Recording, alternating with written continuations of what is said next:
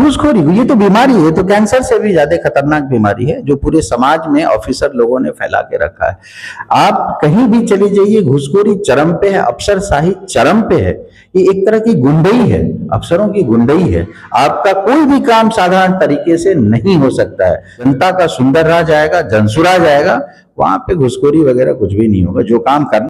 नमस्कार। अभी हमारे साथ जो है बिहारीगंज विधानसभा से एक भावी प्रत्याशी है। पहले उनका हम आपको परिचय करवाते हैं। क्या परिचय हुआ सर? नमस्कार, मेरा नाम आलोक कुमार है और मैं प्रदेश कार्यकारिणी का सदस्य भी हूँ जनसुराज का। साथ ही साथ मैं बिहारीगंज 71 का भावी प्रत्याशी भी हूँ जनसुराज के लिए। अच्छा, क्षेत्र में जा रहे हैं, जनता से मिल रहे हैं, बूथ स्तर पे किस तरीके का काम चल रहा है? देखिए, ये कोई नया काम नहीं है। जब से पार्टी बनी है तब से हमने इस चीज को सबसे पहला रखा कि हम पहले जनता के बीच जाएंगे और लोगों में इस चीज को चेक करेंगे कि क्या वो सही में बदलाव चाह रहे हैं। तो जब हमने अपने आप को झोंक दिया जनता के बीच में, पूरी पार्टी के लोग, पदाधिकारी, कार्यकर्ता, यही पता चला कि बिहार के जो भी लोग हैं, खास करके मैं अपने अगर विधानसभा की बात करूं तो सब लोग बदलाव चाहते हैं। बदलाव इसलिए चाहते हैं कि जो उनकी स्थिति थी, आज 30-35 साल में सरकारें तो बदली, कभी लालू जी, कभी नीतीश जी कभी इधर कभी उधर, लेकिन किसी भी पब्लिक, अगर मैं पब्लिक की बात करूं तो किसी के रहन सहन, किसी की शिक्षा में, किसी के चिकित्सा व्यवस्था जो लोग ढूंढ रहे थे, कोई आमूलचूल परिवर्तन हुआ नहीं।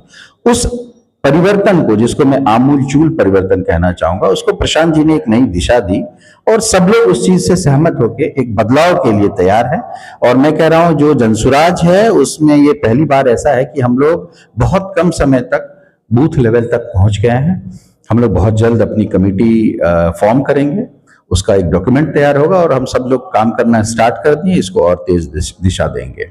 आज प्रेस कॉन्फ्रेंस बुलाया गया था, क्या मुद्दा?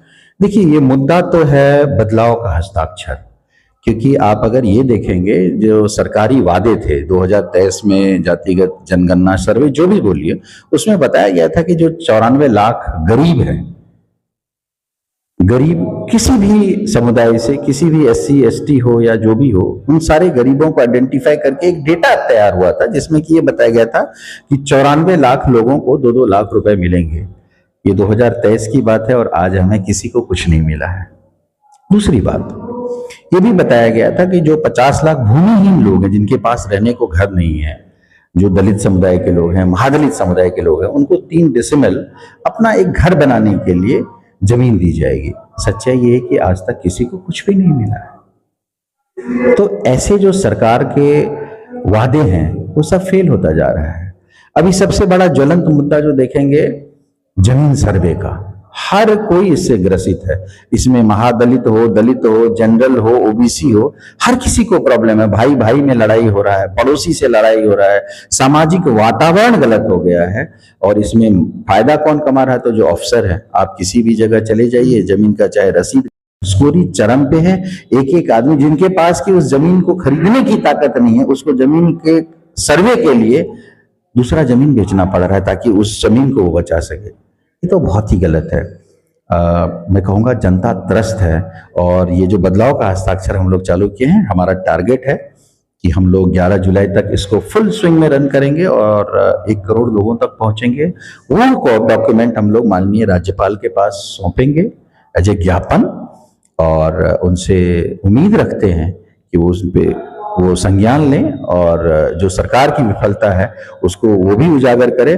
और जनसुराज इसका पुरजोर विरोध करती है। जो भी अभी जो धांधली चल रही है, जो घुसखोरी चल रही है, जो वादा खिलाफी हो रही है, इस मुद्दे को बना के हम लोग चुनाव में भी जा रहे हैं। 2025 में विधानसभा भी है हमारा और ये मेरा विश्वास है कि हम शायद बहुमत की सरकार बनाएंगे और बहुत अच्छे तरीके से जनता का राज स्थापित होगा। क्या लग रहा है 2025 में जनसुराज बिहार में आएगी? 100% आएगी। अब जब आप ये देखेंगे 60% लोग बदलाव चाह रहे हैं। अब ये बदलाव मतलब ये मैं कहूंगा कि अगर जदयू है तो वहां राजद भी चाह रहे होंगे, जनसुराज भी चाह रहे हैं। 60% लोगों को बदलाव चाहिए। ये तो बहुत बड़ा स्कोप है। मैं अगर अपने प्रोफेशनल उसमें देखूं तो मैं तो 5% पे काम करता हूं। जहां पे 5% भी आस है वो भी मैं काम करता था। मैं काम किया हूं और करता रहूंगा उस तरह से। तो यहाँ तो 60% की बात है, ये तो बहुत बड़ा ग्राउंड है, बहुत बड़ा ग्राउंड है। और जनसुराज जरूर सरकार बनाएगी, क्यों नहीं बनाएगी? लोग चाहते हैं, ये जनता का राज होगा, जनसुराज होगा। अच्छा, गरीब लोग जो है कहीं भी जाते हैं तो उनसे जो है कोई भी काम करवाने के लिए जाते हैं, चाहे वो इंदिरा आवास हो या वृद्धा पेंशन हो, तो उनसे घूस लिया जा रहा है। तो घूसखोरी को कैसे देखते हैं? घूसखोरी, ये तो बीमारी है, तो कैंसर से भी ज्यादा खतरनाक बीमारी है जो पूरे समाज में ऑफिसर लोगों ने फैला के रखा है। हर किसी को लगता है कि हम 2 पैसे दे देंगे, मेरा काम जल्दी हो जाए। उसके लिए जिम्मेदार हम भी हैं, हम भी जिम्मेदार हैं, वो गरीब भी जिम्मेदार है जो अपने काम को जल्दबाजी में कराने के लिए पैसे ऑफर करता है। लेकिन ये उनकी भी जिम्मेदारी है कि बिना पैसे लिए लोगों का काम करना चाहिए, क्योंकि ये सरकारी काम है, सरकारी व्यवस्था है। अगर सरकार को हमने चुना है, हमने चुन के एक सरकार बनाई है और उस सरकार में ऑफिसर इतने भ्रष्ट आ गए हैं, तो उस पर लगाम लगाना तो सबसे पहले है। ये तो ऐसी बीमारी है जो पूरे समाज को खोखला करके रख देगी। आप कहीं भी चले जाइए, घूसखोरी चरम पे है, अफसरशाही चरम पे है। ये एक तरह की गुंडई है, अफसरों की गुंडई है। आपका कोई भी काम साधारण तरीके से नहीं हो सकता है, चाहे छोटा काम हो, बड़ा काम हो। ये तो जल्द से जल्द बंद होना चाहिए और जनता का सुंदर राज आएगा, जनसुराज आएगा, वहां पे घुसखोरी वगैरह कुछ भी नहीं होगा। जो काम करना